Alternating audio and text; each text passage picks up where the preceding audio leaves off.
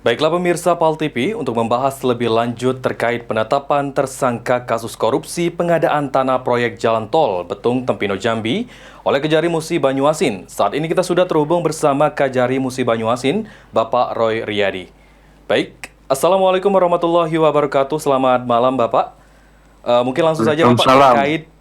terkait penetapan tersangka kasus korupsi proyek Jalan Tol Betung Tempino Jambi. Itu seperti apa Pak? Mungkin bisa dijelaskan kronologinya atau kasus posisinya Pak? Baik, terima kasih.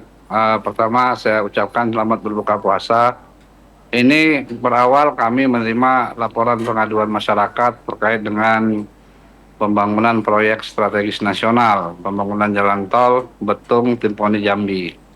Jadi ini bermula ketika kami melakukan petelaan bahwasanya ini proyek PSN ini sejak tahun 2014.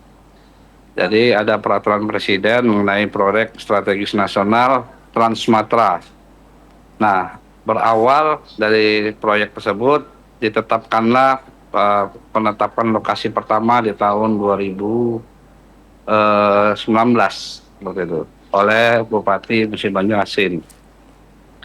Lalu ada sanggahan dari PT SMB yang direkturnya pada saat ini adalah HA selaku direktur dari PT SMB. Nah, sanggahan tersebut ya kan eh, ternyata penetapan lokasi pertama itu masuk di dalam areal HGU-nya PT SMB, dan di dalamnya itu berdasarkan keterangan dari saksi ada tambang milik di dalam areal PT HGU PT SMB tersebut. Seharusnya proyek strategis nasional itu HG itu kan sifatnya kan hanya pinjaman sementara. Ketika negara membutuhkan proyek nasional, siapapun itu, badan usaha ataupun perorangan harus memberikan atau harus memberikan lahan atau memberikan barang apapun itu untuk menunjang proyek strategis nasional tersebut. Namun ini ada sanggahan. Nah, sanggahan ini ya kan akhirnya masuklah di dalam sebuah gugatan di pengadilan, dan memang gugatan itu dimenangkan oleh PT SMB dan kalah pada saat itu Pemkab Muba. Dalam masa tenggang upaya hukum, ternyata Pemkab Muba ini menarik upaya hukumnya seperti itu, sehingga inkrahlah putusan itu untuk mengubah penlok pertama. Lalu perubahan penlok kedua itu ternyata lebih jauh, lebih luas dari penlok pertama seperti itu. Nah, tim panitia pada saat itu sudah mulai membuat daftar normatif terkait dengan penlok perubahan tersebut. BPN pada saat itu sudah menyatakan ada dua bidang tanah, yaitu Desa Peninggalan dan Desa Simpang Tungkal itu masuk dalam kawasan APL Tanah Negara. Nah, PT SMB selaku dalam ini HA ya kan melakukan sanggahan bahwasanya dia mengatakan itu adalah milik atau pengelolaan itu adalah milik si PT SMB atau HA. Lalu BPN meminta bukti alas hak pemilikan dari PT SMB tersebut. Nah, ternyata PT SMB sendiri tidak bisa menunjukkan buktinya. Bahkan bukti yang dibuat oleh AM ini adalah orang kepercayaannya HA yang sudah kita tetapkan tersangka mantan pegawai BPN, itu membawa dokumen-dokumen yang bukan di daerah areal tersebut. Nah, lalu HA ya kan PT SMB juga tetap berupaya bagaimana untuk mendapatkan uang pergantian tol tersebut, sehingga dia meminta AM membuat konsep surat penguasaan pemilikan penguasaan fisik terhadap bidang tanah di Desa Peninggalan dan di Desa Simpang Tungkal tersebut. Nah, di dalam proses tersebut ya kan itu ada arahan, ada intervensi dari salah satu pejabat di Pemkab, yang pada intinya ketika sanggahan kedua itu masuk ya kan ternyata BPN tetap menyatakan itu adalah tanah negara, sehingga pada saat itu juga kejaksaan yang mengawal proyek PSN tersebut melakukan penyelidikan terkait dengan perbuatan-perbuatan tersebut. Kami telah melakukan pemeriksaan 15 saksi, 2 ahli pidana dan ahli dari Dinas Kehutanan, dan melakukan pemeriksaan fisik lokasi di lapangan. Pada saat pemeriksaan lokasi fisik di lapangan itu ada juga dari pihak PT SMB, ada dari BPN, ada dari pemerintah kecamatan, desa, dan juga dari penyidik, ya kan. Ternyata 2 bidang tanah yang diklaim, yang dibuat suratnya itu benar bahwasanya itu adalah tanah negara, bukan miliknya PT SMB. Dan ketika kami overlay dengan drone yang dilakukan oleh PT BPN, ternyata di situ 900 hektar lebih itu dikuasai oleh PT SMB tanpa ada IUP dan HGU-nya. Nah, sehingga kami menaikkan ke penyidikan dan kami melakukan gelar perkara dan meminta pendapat dari ahli, maka kami mempersangkakan perbuatan itu sebagai perbuatan delik korupsi dalam delik penggelapan jabatan, khususnya dalam pemalsuan dokumen. Maka kami kenakan pasal 9 junto pasal 15. Nah, kemarin ya kan, dari hasil pemeriksaan, penyidik mengajukan kepada saya selaku Kajari hasil ekspos yang menyebutkan bahwasanya terdapat 2 bukti permulaan yang cukup, ada perbuatan yang dilakukan oleh tersangka, yaitu HA selaku Direktur Utama PT SMB dan AM selaku orang yang dimintakan atau orang perpanjangan orang yang mengurus surat tersebut untuk dimintakan pembayaran tol terhadap lahan pergantian tol tersebut.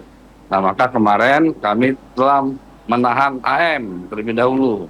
Untuk AA kami panggil, tidak datang. Nah, kami menerima informasi AA dalam keadaan, kata dokter dalam keadaan sakit seperti itu. Nah, kasus ini perlu dijelaskan bahwasanya kehadiran kejaksaan ini adalah bagaimana supaya uang ini tidak jebol. Uang ini tidak dibayarkan kepada orang-orang yang tidak berhak, siapapun itu. Karena ini proyek-proyek strategis nasional. Kedua, ini proyek terhambat. Sedangkan penyelesaian Jambi ke ini sudah selesai. Sedangkan di wilayah Sumsel, sejak ada penetapan sampai sekarang, bayangkan dari 2019 sampai sekarang, itu pekerjaannya itu terhambat. Masih dalam hal mengurus mengenai pergantian lahan seperti itu. Nah, untuk pengelolaan perkebunannya yang di luar HGU, yang tidak ada IUP 900 hektar itu, kami juga sudah melakukan koordinasi ke BPKP. Nah, BPKP menyatakan itu masuk dalam kualifikasi sebagai kerugian keuangan negara. Maka statusnya kami naikkan penyidikan. Nah, tentu dalam penyidikan ini akan diperdalam, akan mencari siapa orang yang bisa dimintai atau 2 alat bukti yang dimintai orang yang dinyatakan sebagai melakukan perbuatan terhadap sangkaan tersebut. Karena pasal yang kami sangkakan adalah delik kerugian negara pasal 2 dan pasal 3.